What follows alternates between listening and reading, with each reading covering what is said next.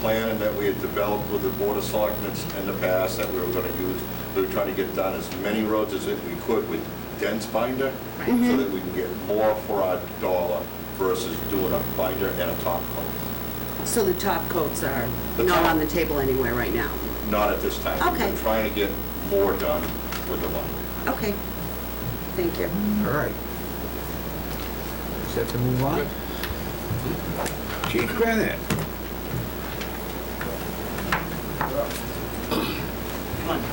Talk about communications. Yes, Larry Bankowski is here for communications. You have the handout. This has been an ongoing process. As you all know, I worked with Bob on this, met with the communications on this.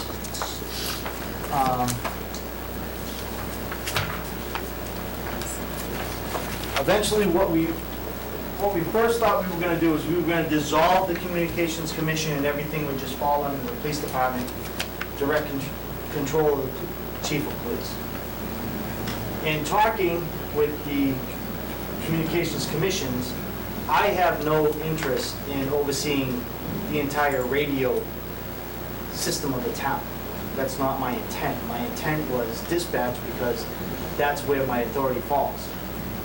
Back in 2006, if you see the first letter, basically that was given to me, or to the chief of police, I should say.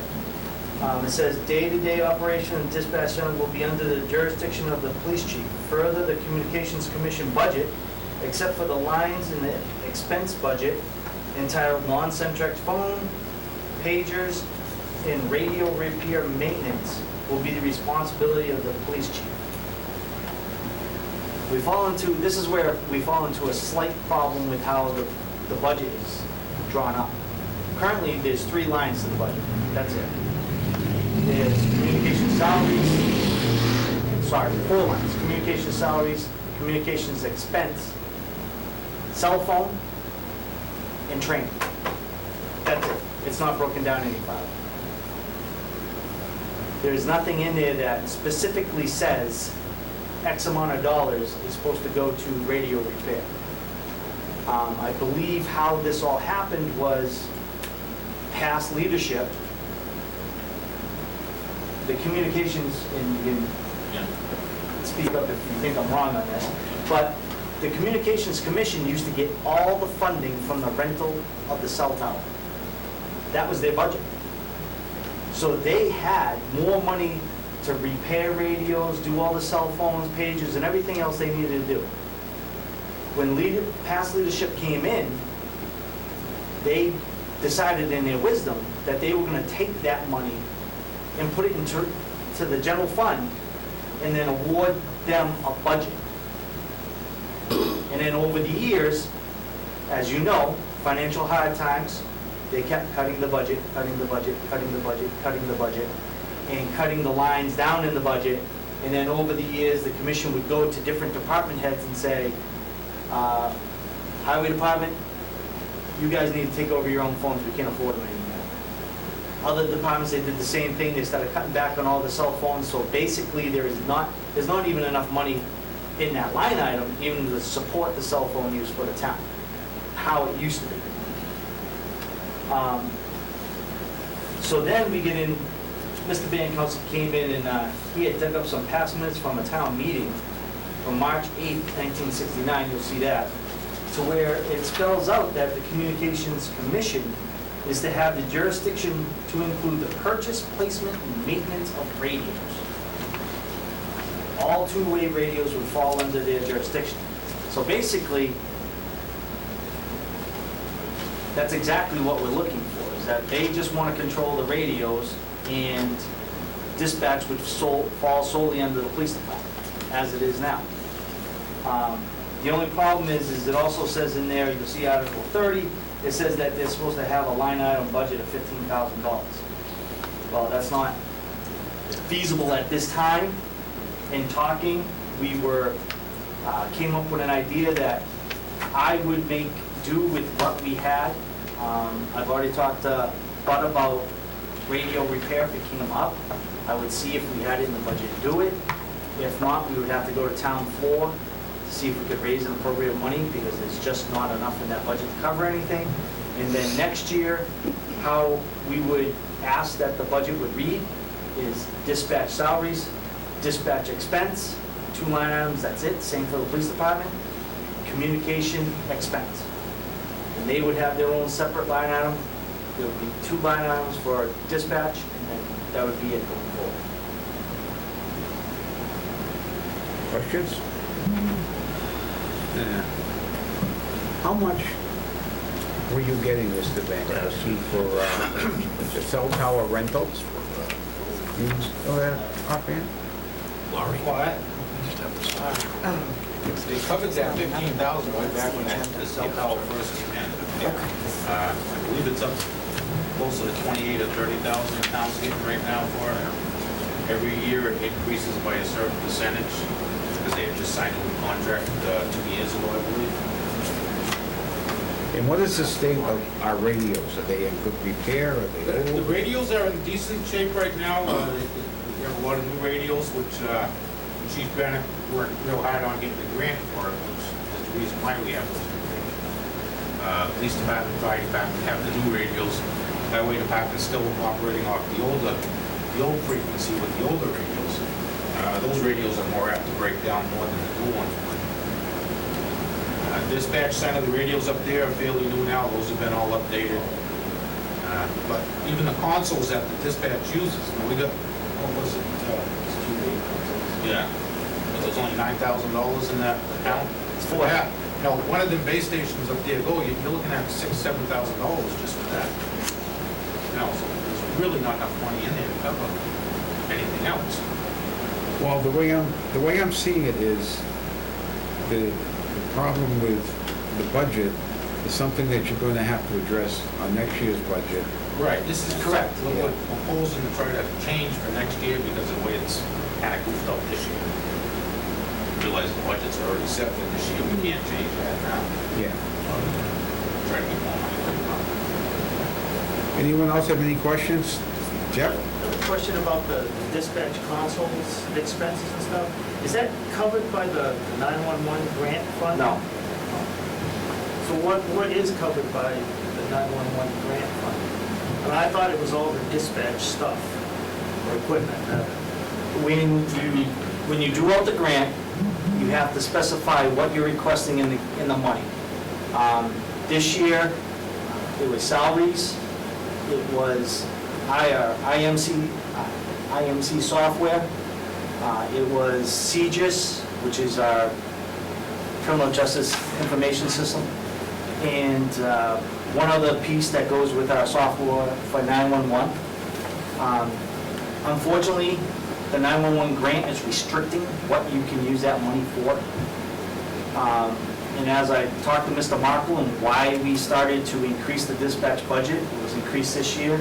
It was supposed to be a two-year process, increased again next year because the 911 grant, even though it was released last year, nothing has been reimbursed. And the 911 grant is usually released in April. It is now August, and we have not received the new grant. It has not been released. Anything else? All right, I don't see anything here that we need to vote on tonight. No, just advising you of how the Right, I process is appreciate going. that. And let's keep this in mind as we develop next year's budget. I'm good. Okay. All right, Moving on? moving on. Okay. Thank you. Next topic was you authorized me to go forward with the addition renovation to the police station. I've been talking to Stephen Gallagher, design architect, who the Chief Whitaker had talked to previously about doing the classroom addition off the back, which fell through. You see a sketch drawing of what he envisions the new station to look like, or the addition with the renovation on the outside. It matches the area for the historic buildings, that's why it's proposed like that. Currently, we're in a 24,000 square foot, two-story building, which is very inadequate for the police station. When I came forward, I expressed to you that I'm looking for more than a Band-Aid. This will not be a Band-Aid. This is at least a 25, 30-year fix. However, keeping in mind the taxpayers of town and what we've gone through, I also expressed that I intend to keep this project around $1 million, which the architect believes that we can accomplish. I would wish to go forward on a debt exclusion when we do that. I would like to explore different, and I believe we can, different options of the debt exclusion, a 2-year, a 1-year, a 4-year, to divide that over so it's a less hit to the taxpayers. The addition will be a 4,000 square foot, so almost tripling the size of the dispatch center. The police station. 2-story, locker rooms, break room, an additional cell. So we are currently, the station has undertaken the volunteer building of a cell with the gift money. So we will have 2. And what that gives us the ability to do is we have the sight and sound, which we need for a female juvenile. So now we can have a female juvenile under arrest and in custody at the same time that we have a male adult. Otherwise, if it wasn't sight and sound that way, we would have to ship one of them to the state police or to another lockup facility. As I expressed, the reason why we're doing for the cells is the new domestic violence law, where if you place someone under arrest for domestic violence, you must hold them for 6 hours. There is no option. Being that sometimes we only have one person on duty, that's really a hindrance. I've also expressed that we've gone from Athol. Athol falls under the Athol State Police. When we fall, they fall under the sight and sound requirement that if they have a female come in, or if we have a female, we must move our prisoner. We go to Leominster. If Leominster falls under the same thing, because their cells are designed the same way, they're all 3 in a row, we've transported all the way out to Millbury State Police. It's not an option that we like to do, but the gas expense to drive there and back is a lot cheaper than having to pay the overtime and board somebody at another facility. This facility, I truly feel that at $1 million, a little over, a little less, is definitely a benefit for this town. That people and the taxpayers would With $1 million, how would that affect the taxpayers? How much? It's 50 cents per 500,000. Yeah, 50 cents? actually, we would not borrow it all at once. We would not pay it all at once. We would do, if this proposal went forward, we would do a debt exclusion, possibly for 30 years, at least for 20 years.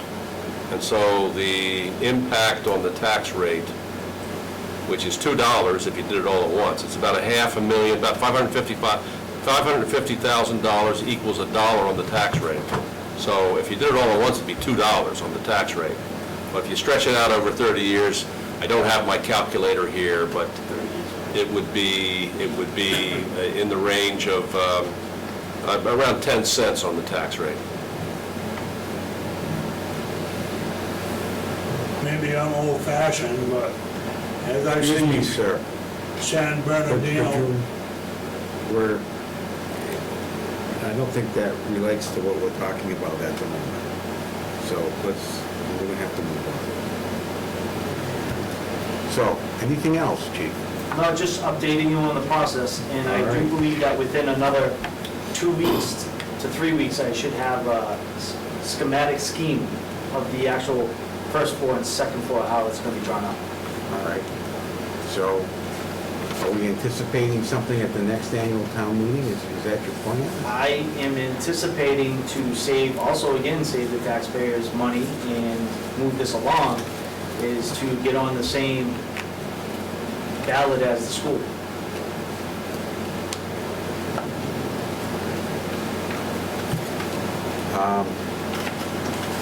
Do we need a town meeting approval to put that on the ballot? It's a debt exclusion. Yeah. Yeah, all right. So there are some details we're going to have to work out here.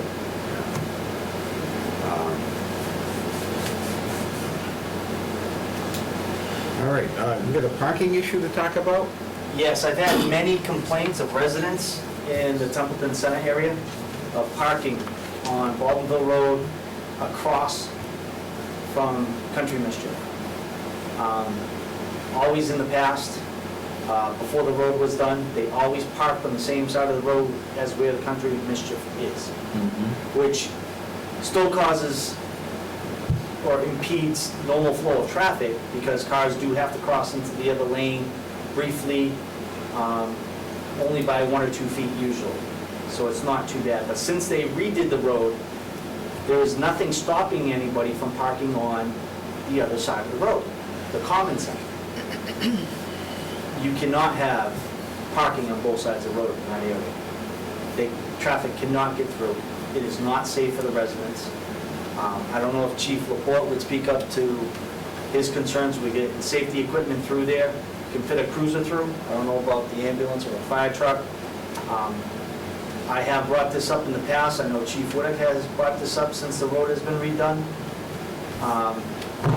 But I do feel that we should post that side of the road, no parking.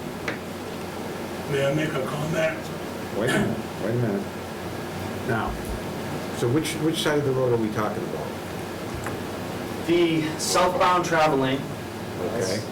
The southbound is the travel lane that the Country Mischief is on, Right. heading towards the police station. Yeah. That's okay for parking. The Okay. northbound travel lane where the library is, Right. we would post that no parking. Okay. And now the process to do that can the board do that? Do we have the authority to Yes. do that? Yes. We would make a motion to have Chief Bennett, All or right. the Highway Department, whoever does that, to post no parking signs for however many from such a point to such a point. I'm not Yeah. proposing the entire road, I'm just proposing the little area. If you'd like to take a couple weeks and I come in with a more I detail. like, yeah, I would like a little more Comment, detail please? on that. In regards to that situation, Yes, sir. I own a lot of property right on Templeton Common on Boynton Street, a couple of houses and whatnot. They're parking on both sides of that highway. Some were parking on the sidewalk. It'd be almost impossible for fire trucks to get through. Then they're parking over on Boynton Street. One of the neighbors right next to my house, she couldn't even get out of her driveway. They're on the grass, and it's like a mud puddle on one side. So what you're speaking about is a safety situation, and it's a priority situation. The cars are all the way down to the parsonage, all the way up to the end of the Boynton Street. And I think it's a critical situation, because if the fire trucks, ambulances, or anything had to get through there, it'd be he is impossible. right, Mike. Thank you. I have that question for- I also, John, have that question for Chief too, is that I have noticed, not only is it both sides, but it is on Boynton too, and I've gone to the parsonage or to the library, and I have a crossover, like an SUV, and I am scraping the curb. So I wondered like why something wasn't done there when Baldwinville Road was done, but I understand about, the road A is not wide enough, but how are you gonna, if we say to you, no parking from X to X, how are we gonna say no parking on Boynton Street? Because honestly, Chief, a police car is one thing. Do you bring a fire truck down there? Could you get an ambulance? I mean, the road's so, and it's not in great shape at all. So how would you address that also? Because they will move over that way, because they're already there for breakfast, sometimes it's busier than others, but lately it seems like it's always busy. Yeah. My neighbor couldn't even get out of her driveway. And I completely can understand that. I couldn't get out of Pastor Bill's house one day. I was like totally stuck She had there. to call the police to get out of So, her driveway. yeah. So how will you address that? But Chase, Well, since the subject came up, I have some concerns about the parking on Baldwinville Road on either side. Summertime, it's one thing. It's still bad in the summertime. If a vehicle parks there, you have no choice but to cross the yellow line to go around the vehicle. Come wintertime, it becomes extremely worse. When there are snowbanks in the area and the cars are now another 2 to 3 feet out into the road, and we're trying to plow or treat the road, we're in the other travel lane, and if a car comes along, we've got an 11-foot plow in front of us that we're trying to clean the road. Once the vehicles leave breakfast or whatever they're doing at that business, then we have to go back and re-scrape the road along that area. When the road was designed, it wasn't designed to create parking for the local businesses up in that area. So, and it's not quite as bad when you're more north of Country Mischief, perhaps at their other annex, because it's a straight shot. But when you're parked right there and cars are coming up from 2A and you're trying to get through there, I mean, I happen to be the one that plows that road, and when I'm meeting somebody with a plow in front of me, there's no place for that oncoming car to go because of the granite curbing. They can't jump up on the sidewalk without blowing a tire. So we have had for many years now traffic problems in that area. And I know it's a business, and I'm not against the business. However, parking along that area is treacherous, more so in the winter. And I just wanted to say that. All right, what we've done here, we established the fact that we have a problem here. I would hope that the two of you could sit down and work to give us some type of solution to the problem. If we could do that at the next meeting or the meeting after, whatever. I want to be very conscientious, though, that Country Mischief is a major business here in this town, by all and means. that there was always parking there, and they don't have a lot of parking, and they contribute to our town, and that, maybe it's that you can only park to a certain point and not, I think it's odd how that corner is, I agree, but just whatever solution there is, I want to keep them in mind, that's all. On the Country Mischief side, echoing your belief, you could put no parking from this point forward to the corner. Yes. That would help going around the safety. corner, but it's still gonna hinder Bud when his equipment goes out in the wintertime. Well, maybe Your- during snow, Yeah. or there's some other solution that we could have, that we have to say to them, you really can't have the cars here. I mean, there's a no parking ban, we know, from November, whatever, to April. Is that a viable solution for just that spot? You do have your parking ban, you could. I'm just saying. That would be up to the selectmen to Well, enforce a like parking I ban said, like that, so. But if You you come can back come to us up with with a some proposal. viable ideas that takes into consideration, like, I mean, you're the safety, but again, is there another place that they could park that would be convenient? Is there? Probably not. I'm just throwing some stuff out there because I think that Gail does a lot for us, Yes. and It's a great business, I'm not saying that, nothing against the business. no, I just want to make sure that we take that into consideration, that's all. That's all. And I think we get the should- whole safety thing and the plowing thing, it's hard. I think maybe it's a good idea to look at the entire road and not specifically look at the area of a local business. Because I know through the winter, I've driven down that road as well. So it's from this end of Templeton to Baldwinville, that you may Yeah, have just certain it's areas wider. of that road in the winter that are very difficult with snowbanks pushing your Down snow. the You other have end, nowhere to too. put anything anymore with the sidewalk on each side, basically. So there's a lot of issues and safety issues there. So I would think that we would look at it as a whole as well, and not just focus on that particular Let's spot. tackle- So if you look at all of that and bring it back, that would be great. Let's tackle this one step at a time here. Right. The Look immediate at the problem, whole- let's have you come back from the intersection of Bottom River Road down to 2A and give us that proposal on that. In 2 weeks, I'll come back with that and the Woodland Street. All right. It's gonna be a problem. All right. So if we ban it here, Right. everybody's going over there. Yes, in Boynton, right, but he just said he would look at Boynton Street too, because that is gonna be All a right. larger issue. So we set on that? All right. Community projects. Mr. Chairman, Yes, sir. the minister was saying they were talking about having a one-way on Boynton Street Well, that's not up for discussion right and now. putting a curb up, you know? But that's not up for discussion right now. That's not up for discussion right now. Well, I thought it Well, was regarding to the parking. We're done. talking about parking on Bonneville Road. We're- They put signs, is it gonna, We're done with that. We're is it done gonna with that create for a now. problem? If you have it, well, we're gonna come back to, we're gonna revisit, excuse me, excuse me. We're gonna revisit this in It 2 don't look weeks. like you can, this meeting is not open for any kind of discussion. I'm sorry I entered, I won't be bothering you again. All right. I thought this was for the public to speak, you know, but it don't seem like it is. Community projects. Diane? Yes, and Officer Rosengren, who could not be here today. It's Okay. all three of us, but I'll speak if you don't mind. And then Alan and I have been talking for almost a year now.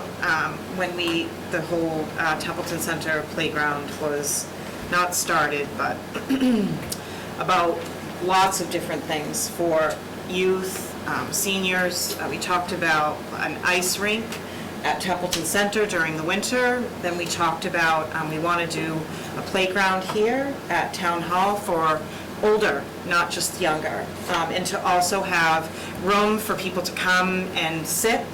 So combining youth and the older generation together. And skate park, we tried to start a skate park group, but then when the school couldn't be done near Crow Hill, we put all of that on hold. We're trying to bring together community leaders, parents, kids, all of it is a committee. But again, we had to kind of ixnay that. We talked about the Roger Houghton Park, and there's just some things, there are repairs, there are things that need to be done, maintained, so Alan asked Cindy to come up with an idea for the playground here. However, we don't, not to say that we wouldn't ask for funding again from the state, but I'm not into that anymore. So I'm asking here today, right now, the only people, I've talked to several other parents, and a lot of people don't want to commit to being on a committee, so I'm asking that Alan Mayo and myself and Officer Rosengren, who I think would be a major participant and who was very excited that we asked him to do this as a part of the youth safety ideas, to start the committee with just the three of us. We also want to start a fund, which I discussed with Bob a couple of weeks ago, specifically for playgrounds, parks, and community, just only for these things, and that those funds would be for that. They would not be put into the general fund. They would not be, so that if people wanted to donate money, we want to fundraise, we want to, you know, some of it, we could ask the CPC, but I think that it's a great way to pull our community together, so I'm kind of asking twofold. Please, would you appoint the three of us as a committee, and then would you allow us to start a community and parks like fund specifically for repairs, maintaining, and beginning, like, you know, a garden park, a mural, or all kinds of different things.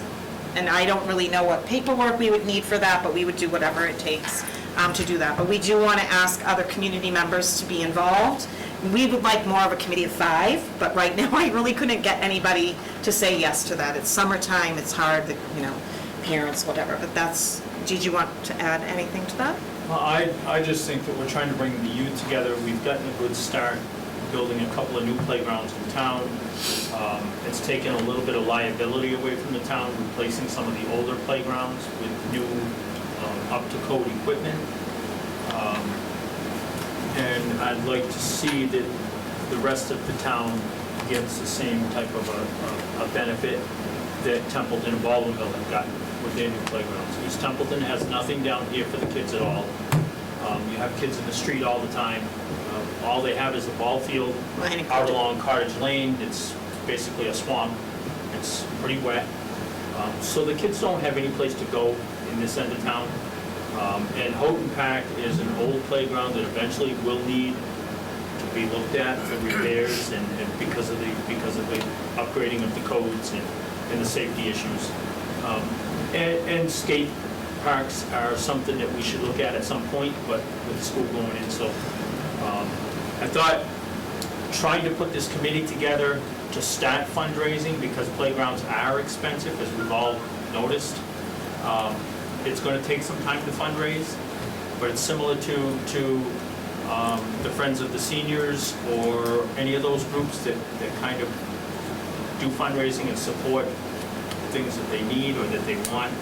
I think you would get support for the residents in this town, for kids, and for bringing the whole community together. As Diane said, I'm not really interested in applying for a grant with the state at the moment. That'll be a while before I'm comfortable with that again. But I do know that applying with the CPA for funds, they like to have a matching source. So if we only can raise half of it or 3/4 of it, and then we ask for a quarter of it, they're more apt to do it. And the voters will like it better. You've made an effort and you've really tried. If not, then we go according to what we're going to raise to do whatever we can do. The playground design out here was done just as a starting point for us to look at an idea that what we've got to raise for money and the possibility of building a playground here. The equipment out there is, I don't know if any of you have noticed, have gone out there at all, but it's not in very good shape. And it's not really a place the kids are going to want to come to play. So, and putting a playground out here would bring the younger generation here with their younger kids, and they could sit out there with their younger kids, or grandparents could sit out there while they're in here having a meeting, or, you know, it's just another community, try to pull the community together. And there's a lot of need, so. Mr. Chairman? Mr. Bennett? Just a thought on this. I agree with the approach of the Friends of the Templeton Elders, because it keeps you a formal committee. You're going to have members, you're going to have minutes, you got ethics, you got this, blah, blah, blah. If you did an approach like Friends of the Templeton Elders, you would keep it separate from the town. It's easy to keep the money out of the grasp. You eliminate all the bureaucratic stuff.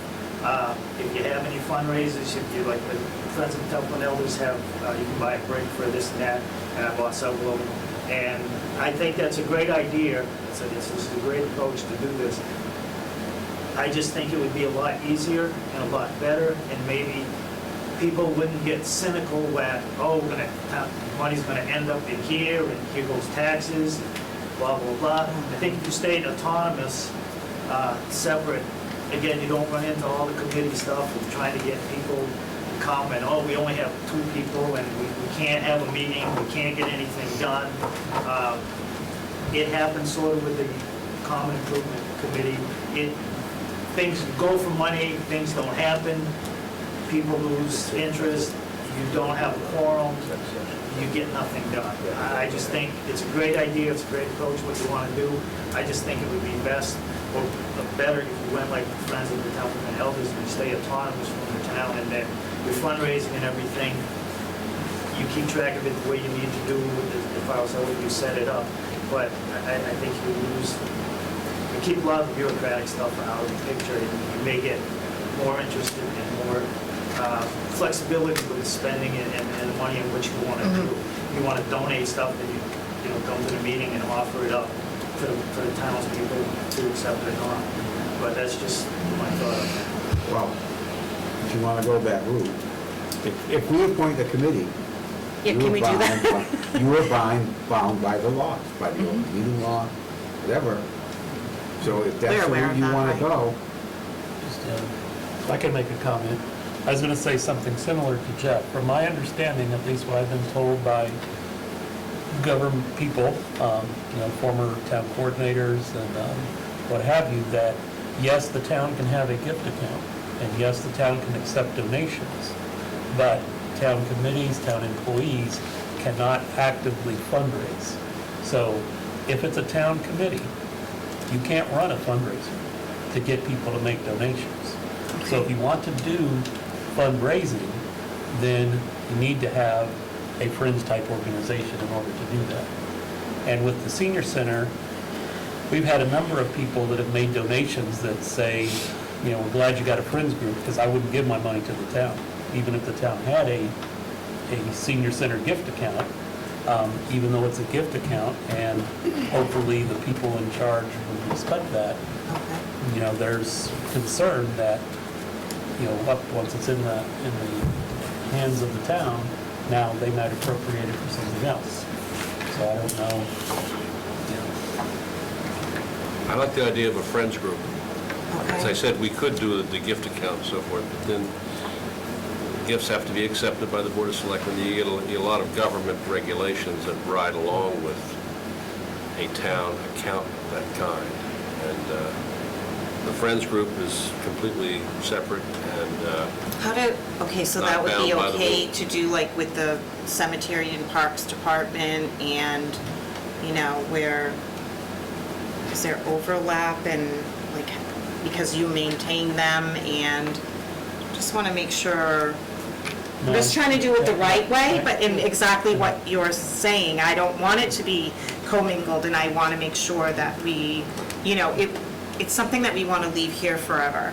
And that like if you said, in your will, I want to donate to this so that it can keep going or anything like that. So maybe I'm just not going about it the right way. Chairs, Right. for the hall. Right. They bought them and said, council. Okay, so we just have to set it up They got more differently? money, they It's bought a- tables. set it up just like the Friends group. Right, I think- Exactly like Yeah. this. I So mean, we I wouldn't think have you go to- together Friends with would those, the temple friends and the temple elders, they could probably guide you, like, how they set up and how they do it, and maybe the contact Okay. list. Do you want to The do that? elders, some of those people would give Do you want to do, kids. yeah. You can even set up a Okay. I just thought it nonprofit, it's would pretty be easy, That's set up what a it is. 501c3 It's a nonprofit. nonprofit. That's the first step, Okay. but to get in the 501c3 is a little more difficult. So we can get together to do that, and do I need any blessing from anybody? You Keep have my going. blessing whether you, Don't get it No. Just say, you have my blessing whether you Thank need you. it or not legally. All right, so we're gonna leave that, and you're gonna look into Yeah. forming an outside Right. committee, all right? Okay, I think that's Good. probably a good all idea. right, thank you. Okay. All right, now, Thank you. do we have more to talk about on Other River Road? You No, all we set? No, we went through talked about that, We right? went through Okay. that earlier, Well, so. it's on the agenda right here, that's Yeah. why I asked. All right, we have selectmen's comments.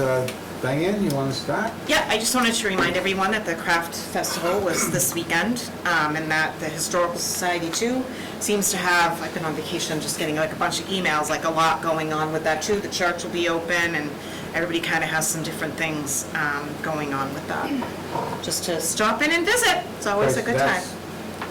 That's Friday? Friday and, no, Saturday and Sunday, sorry. That's the Saturday and 15th Sunday and at the Common? 6th, yes, at the Okay. Common. Yep. All right. Doug, anything? Yeah, the one thing I've got is, the new senior center opened week before last. The first week was very well attended, averaged about 75 people a day at activities. The scout hall over here, you couldn't have put 75 people in that building if you ever dreamed about it. So, awesome. the community has been waiting. I'm very glad to see that, they're happy that it's open, they're attending the activities, and, it's a good thing for the town. And if I could just add a comment, our deputy assessor has found the family that owns Scout Hall, Oh, that's as well awesome. as the agreement that goes back more than a century to allow the town to use Scout Hall, but that it reverts to the family when the town no longer has a use for it. And she's also done a bit of genealogy. We're into the 4th generation now, and there are some, well, there are people in the area from that family. The trick is going to be figuring out which ones are the most direct descendants and entitled to resume control and ownership of that building. They still have ownership, but resume control of the building. Sounds to me like some lawyers are gonna have some fun with this one. Yes. But we know who owns it, it's not the town. And I think one of the questions will be, how long will this take to convey to the owners, and whether or not we should board and secure that building in the meantime. We should board and secure the building. Yeah. Julie? I'd just like to thank Al Mayo and the Cemetery and Parks. I know that you have a really tight budget, and I have to commend the work that you all do in that particular department, and I've been to a couple of your meetings, and it's just phenomenal, and I just want to let you know that we really do appreciate all that you do, Al, so just so you're aware of that. Thank you. I guess it's been a tough couple of weeks for the town of Templeton. We lost 5 people who have been living in town and played quite a role in the activities of the town over the past 2 weeks. Paul Lane, Christine Smith-O'Leon, Peter Wilson, Paul Eaton, and Butch Elwell, who grew up here and taught in the schools for many years, all passed in the last 2 weeks. I think we all convey our condolences and best wishes to the families. Then, other than that, the Narragansett class of 1965, the greatest class in the history of Narragansett, is holding their 50th reunion this weekend. So, do we need to go into executive sessions? Can I just add one more thing? I'm sorry. Actually, 2 more things I forgot. Team Templeton, they did a Fitbit challenge and they won against Athol.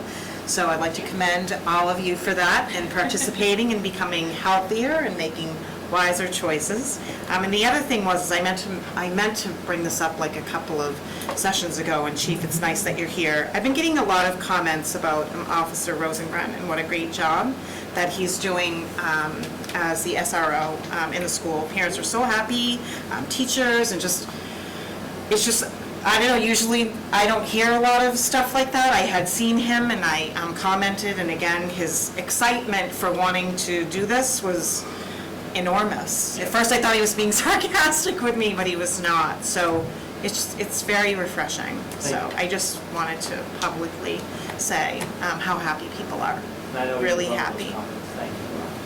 Well, Well, we've had some great SRO officers, haven't we, Chief? we have, but I'm just saying, I usually, yeah, so just, I've heard a lot of good stuff, so. All right. Seeing how there's no other business, we need to go into executive session, and we will not reconvene in open session after the executive has expired. We will go into executive session for Mass General Law, Section 30A, Chapter 21.2, to conduct strategy sessions regarding negotiations with non-union personnel,